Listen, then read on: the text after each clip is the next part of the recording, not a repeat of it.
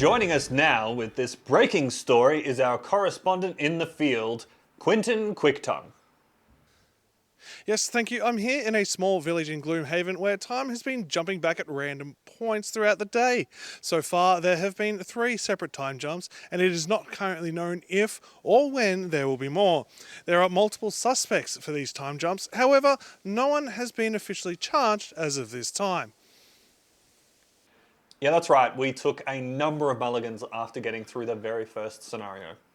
Let's explain where we went wrong and why this game is one of the best games we have played in recent times.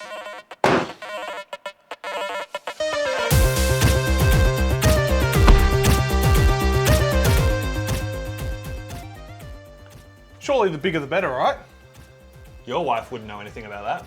This game comes absolutely jam-packed with so much stuff that it can be rather daunting at first. Hell, I bought a 3D printer just so I could print up some inserts to keep this absolute behemoth organized between sessions. If you're a fan of RPGs and dungeon crawlers, but, well, don't have enough friends for one of you to be put into the role of the, then this could very well be the game for you. With up to 4 players and a rather chunky scenario book, you'll have countless hours of fun. And by countless hours, we mean an easily countable number. Yeah.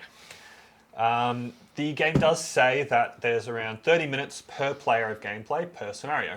Times that by 90 different scenario. We play with 4 different people, so there's 2 hours, and if we don't have any more mulligans, then simply multiply 2 by 90 for 180 hours worth of gameplay. Look, the TLDR is that despite its rather hefty price tag of around $250 or 170 freedom units, is one game that I have absolutely no regrets in having pride and place within my collection.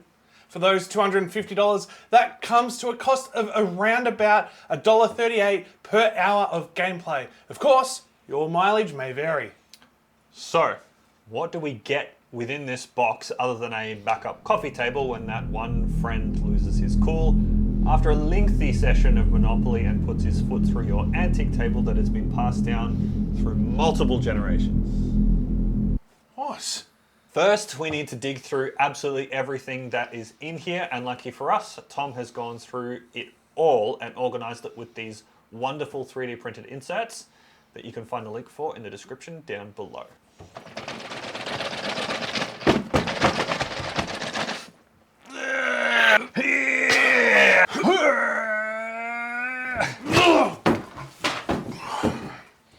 Looking through our scenario book here, we get to read our nice little setup that explains the story. Then at the end, we have a picture here showing us how to set up our dungeon tiles.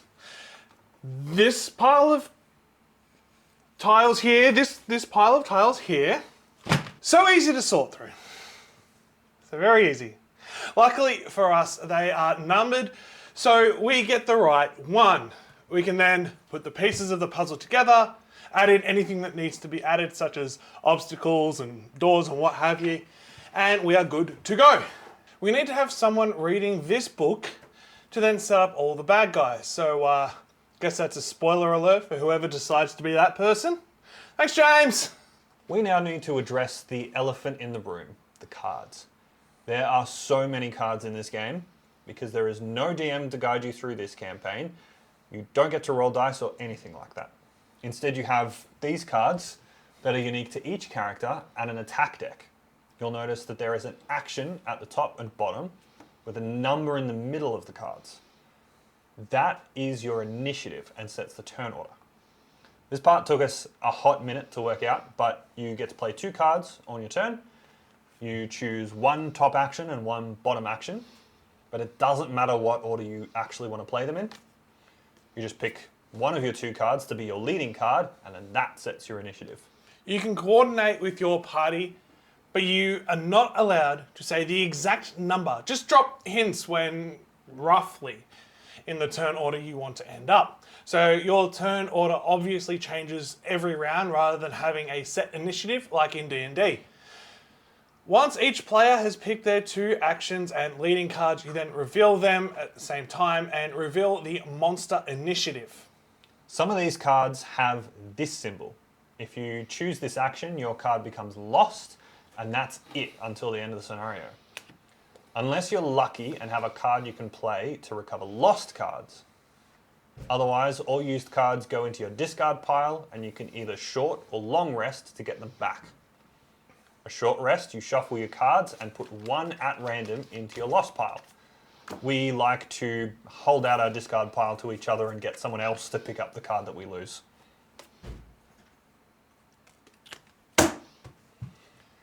During a long rest, you get to choose which card gets lost. So sometimes it can be much easier to just short rest as the analysis paralysis sets in and you can be trying to make a decision for quite a while.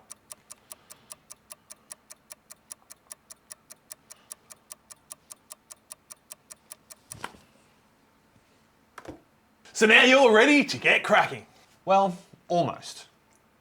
We do have this rulebook that we'll need to consult on a regular basis. It's quite large, but honestly quite manageable once you start going through it and have played a few scenarios. Once you have all of this memorized, it makes for a perfect doorstop.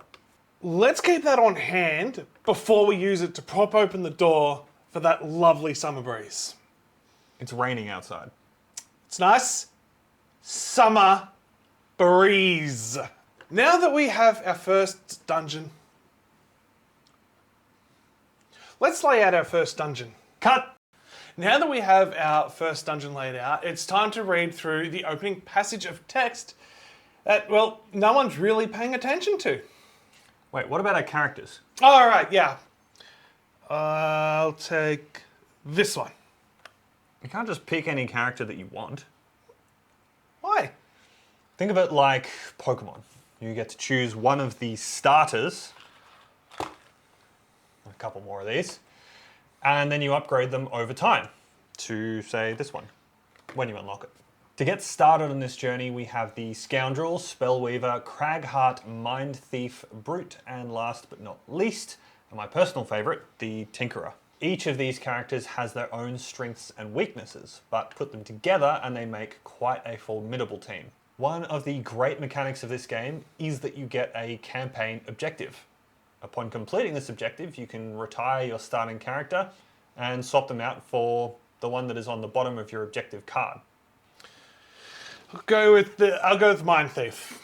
Mind Thief? I guess I'll take the Tinkerer. Now that we have our starting characters, we each choose an objective by getting two of these cards at random and then picking one. I like the picture on the bottom of this one. I'll pick this one. You should probably go by whatever you think is more achievable on the card, but all right, you do you, buddy. Yay! Now that we have our characters, we have our first dungeon set up and ready to go. It's time to finally read our very first scenario. The hill is easy enough to find. A short journey past the Newmarket Gate, and you see it jutting out on the edge of the corpsewood, looking like a rat under a rug. Moving closer, you see the mound is formed from the black earth. Joke's on them. If you had any valuables, you probably wouldn't be down here in the first place.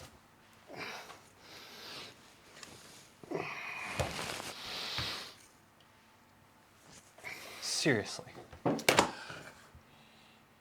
And now that's over with, we can finally start playing.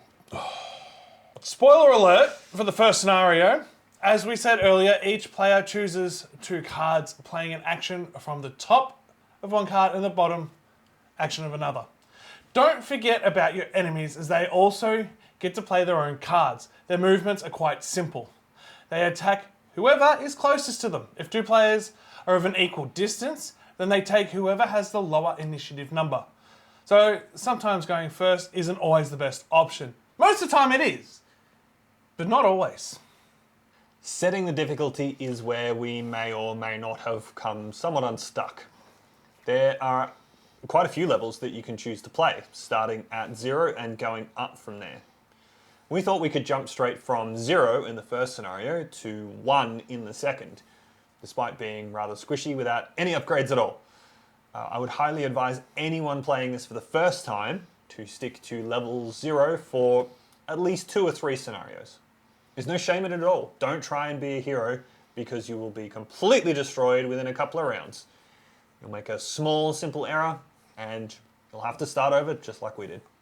Especially when there is a single archer that keeps getting all the null effect modifiers on its attack after attack, round after goddamn round! That truly did happen. We spent multiple rounds attempting to take out one singular archer. At every attack we launched at it, we drew this damn modifier card that nullifies your attack damage. All 4 of us attempted it, and all 4 of us failed multiple times. We eventually got it, but damn if it took way longer than it needed to. The best way to show you how to play through this is to play through the first dungeon. So let's go through it quickly.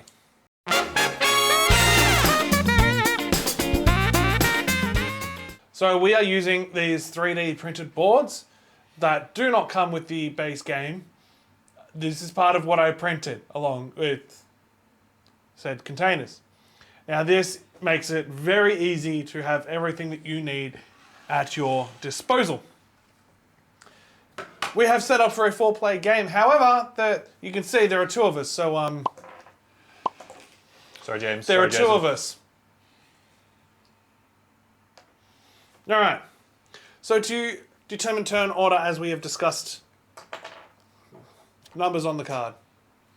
We will do that now. I think I'm going to go at 69. No! You cannot say when you are going. All right.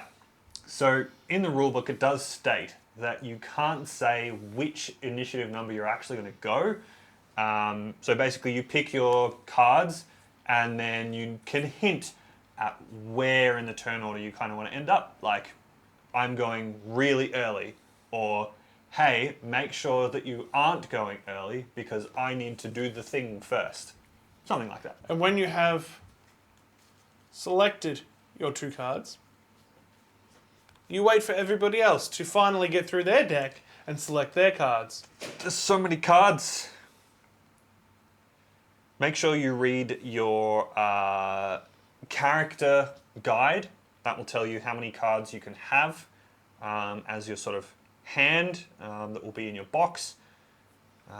And any cards that have an X at the top, you can sub out cards that come in your level 1 deck for those X cards. X doesn't mean level 10, it means whenever you want, you can use those cards. Specials. I'm going to go as early as possible and try and hit at least 3 of them. Okay, so for the enemy's movement, we have here the enemy deck, which we now draw upon to determine their turn order. So the guards are 15, very early. Very, very early. And it says here what they can do. Here we have all of their base stats, and occasionally cards here will give them bonuses, or it will take stuff away. It's a bit of hit and miss. So here we have a 15. I am going, I'm going quite late on my turn. You are going quite early? Quite early, but not early enough. So the guards actually go first. So that's a shame for us. Fortunately, luckily, they don't have any movement listed on their card. Really? Yeah. Okay, good. Good to know. Which is very lucky because we're both really squishy characters. So what they are actually doing though is they are shielding themselves. So any damage that we do will be -1. Since they aren't moving, that's their turn basically. They can't attack us. They don't have any ranged stats on their card, so they can't just shoot us from where they're standing. And they don't have any movement? They do have base movement, but they don't move unless the card says that they actually move. There you go. That is their turn now finished as a 15 initiative. As an example, just quickly before we move on, what you will see is you get cards that say move +0 or move -1, and those cards allow the guards to move. I am next in the initiative order, I assume, at 18. Yes. Excellent. Now, how do we decide what our initiative is again? For the people up at the back? Say it with us now. You pick your leading card out of your 2 cards, So I've got 19 and 18 in my case. I have 84 and 75. That card sets your initiative, but once you've determined the turn order, it doesn't matter what card you picked to be your leading card. You can still play them in any order. This is the biggest mistake that we've made the whole time. I'm going to, intentionally mind you, demonstrate why it's important to read your cards, because I have selected an attack that does 5 damage but only has a range of 2 and neglected to actually move anywhere. So that card is completely useless. Read your cards, kids. Well done. I was in a hurry. The other attack I can use, however, which is my net shooter. There is a few different elements to this card to take note of. First, it is attack 3, so it does 3 base damage. It is range 3, so I can hit up to 1, 2, 3 hexes away from where I'm standing. It immobilizes. You will get with the game a bunch of these little cardboard status icons. Status icons. Whatchamajiggies? Status icons. Kajiggers. Okay. Status kajiggers. Icons. They basically will help you keep track of who has what status effects on them, and immobilize, like it says on the tin, will stop your enemy from being able to move. It also says here, gain 1 experience for each enemy targeted. Something that we've learned through playing the game, and it isn't explicitly stated anywhere in the rulebook. The initiative thing, we had to read the rulebook like 10 times to get it. Still didn't get it. Something that isn't mentioned explicitly is how important it is to time when you're going to use your cards that give you experience. One of our players is pretty switched on, and you could say that. Yeah. He has a pretty stacked hand deck. His character has a lot of XP generating cards that target multiple enemies, and he uses them very cleverly. So he's almost a whole level ahead of us, I think, or half a level ahead of the rest of the 3 of us. So something to work towards will be definitely using that experience carefully. We also have here 3 red hexes. So that tells us that this is an area of effect attack, and it hits 3 hexes in a little grouping like that. You'll have lots of other ones, and ones that have a little grey hex on them. The grey hex says, this is where you're standing, and then the red hexes show you where the attack goes out from your character.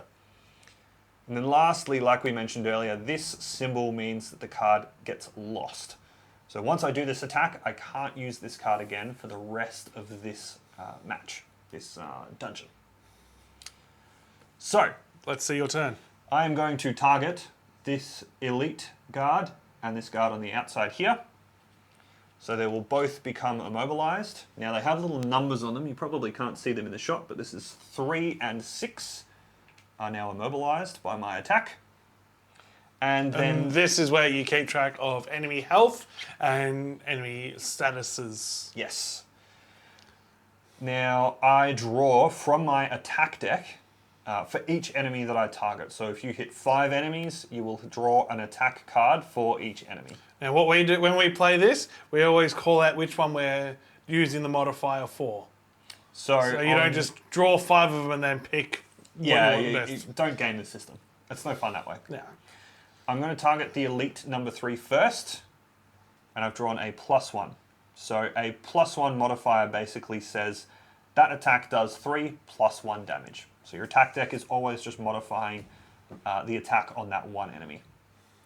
On our other enemy, I have a muddle, which you won't get as part of the base. As a These base. are upgrades that you essentially purchase to through leveling up and completing your dungeon goals.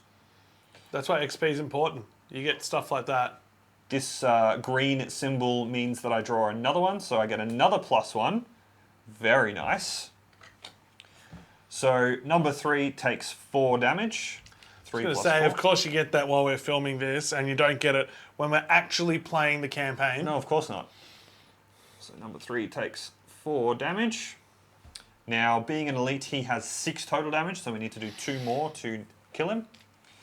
And then the other guard, who has a base health of 5, will have just 1 left. My leading card is null and void because I am dead last by a lot. But here I have an augment card. Now what that means is this little S symbol here. I then put this card here to remind me, and it says on your melee attacks add 2 attack. So this one is good to play early, and then every attack that you do afterwards gets an extra 2 added onto it. And it stays here until you play another augment card and then you swap them out. And it also gives you XP. So then you, with our fancy little trays here, would move the XP tracker up 1, or on the game included trackers, you have little wheels that basically have the numbers on them, and you just spin the wheel up to whichever number matches where you're up to and your starting health and all of that kind of thing. The character guide will tell you how much health you're supposed to have. There we are. So my augment card will stay in here. And here I have a move 3. 1, 2, 3. You don't have to move in a straight line. I can go 1, 2, 3 if I would like. And this is a curse. So let's go 1, 2, 3. And I will target the elite because they have more health. And you want to get them out of the way early. So I will now place a curse upon him. So a curse card adds one of these into the monster attack deck, which is this one just here. The monsters have their own attack deck. You essentially just shuffle that in. And then if they draw that on their turn, their attack does no damage. So that's quite a nice one to have put in there. And this will then go into my discard pile. And that is our first round done. Time for Round number 2. round 2. I am going to go fairly late. And I will be going fairly early. See how we didn't use numbers there? You're not allowed to. No using numbers. I cannot say yet that I'm going at 11. I must be vague. You're going when? Early. Now, the guard move that they did last, it has this little recycling type symbol. That basically means you put it back into the guard deck, shuffle it, and then we're good to go for this turn. All right. So they're going at 70. They're going quite late. Now we are able to reveal when we are going exactly. I have picked 11. I'm going at 66. So, I have a couple of things that I can do here. And remember, it doesn't matter which you do first. You can do the top one first or the bottom one first. It doesn't matter. You just pick which number you want first. I have an 11 and I have an 82. So if I wanted to wait, I could have picked 82 before we found out that was 70. But I've gone with 11 because I like going early. Keep the jokes to yourself. And you too. So I shall play this one here, which is an attack 4 at range up to 5. It also disarms, and we have cold. We have symbols here, which correlate over here, and when we play a card that has this symbol, we then get to move it up to the top. This has both positive and negative effects upon the gameplay, depending on what cards are drawn. Some can use the power there for extra stuff, but that also means that enemies can draw upon that for extra stuff, and that's not good. You don't want that. No. But they do it. It's to make it fair. It's totally fair, but you don't want that. No.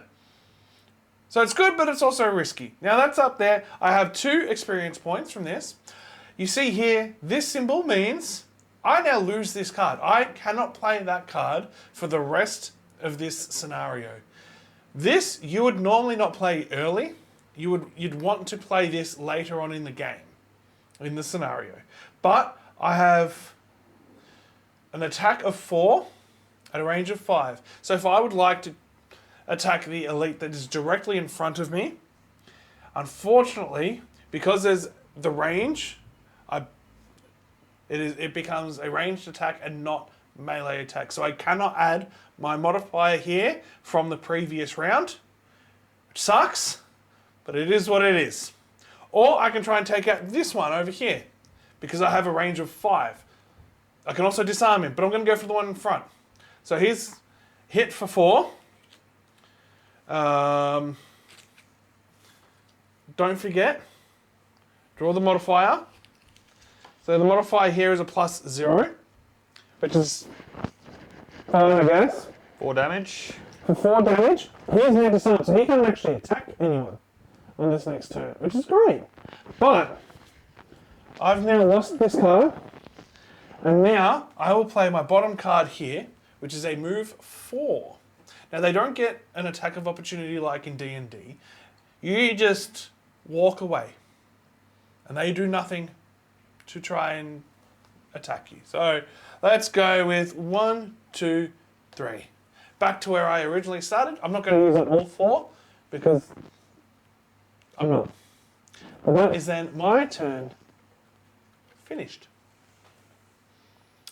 Now, to help demonstrate what happens when you do get hit, and you want to avoid that at all costs, at all times, I am going to move a little bit forward. So my first card here, I'm going to use my move 4 as well, which goes into my discard pile.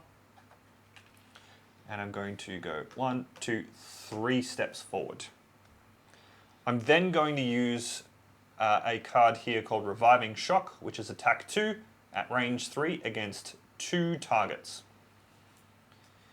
So I'm going to target the 2 immobilized guys that I hit before. So the elite number 3, I've got a +0 here, so that does 2 damage to him. And the other guy, I got a +0 here.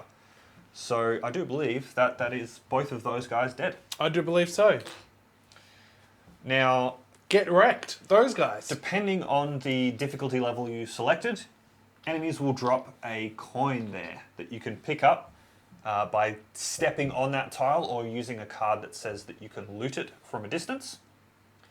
And that is my turn done. Now it's time for their turn. They all get to move. So is that a +1? Their movement is -1. -1. And their attack is actually +1. Okay, so their base movement is 2. 2. So that brings them down to 1.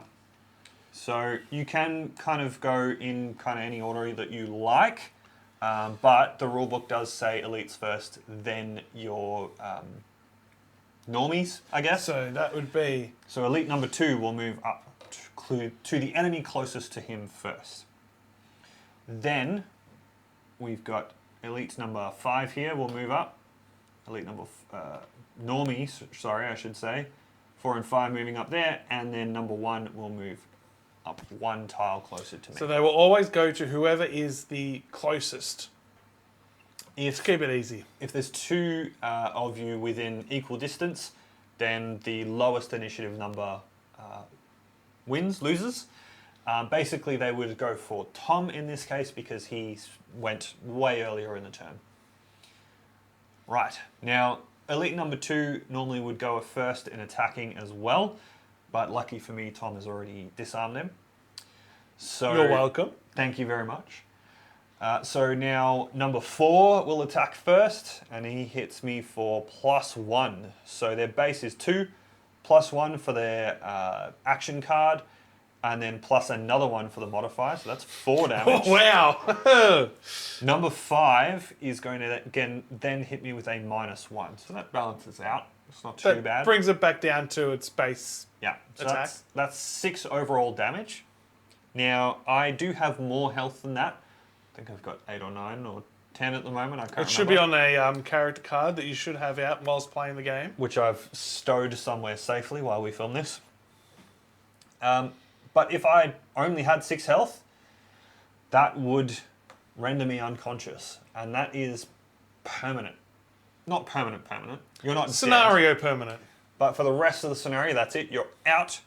You can't use your cards to contribute to your team's progress. It's time to go sit down, have a drink, scroll through Reddit, whatever you feel like doing. For that reason, we kind of house ruled it a little bit and said that you can lose a card if you have a healing card and use that to bring someone back up on 1 health. So we still have to be strategic about bringing someone back up and you're losing resources, but it isn't just automatically removing someone from the game, which could go for another hour and a half easily. Yeah.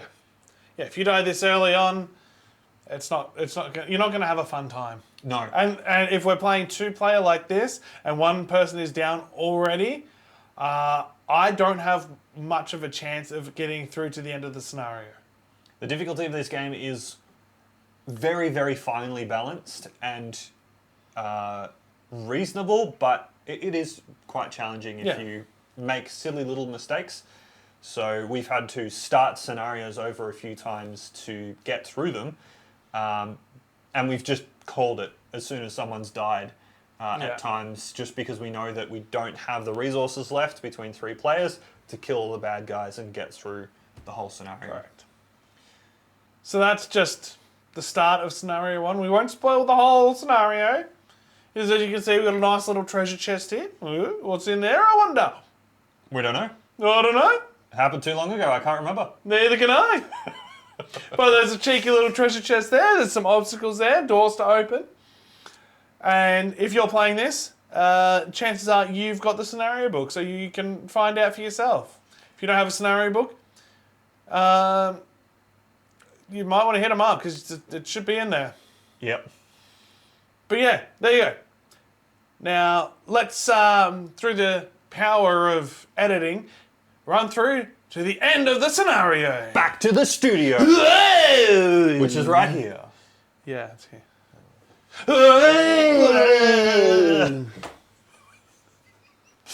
Now that we're through that, we get to play with stickers! Yay! This aspect is both amazing and somewhat of a misstep with the design.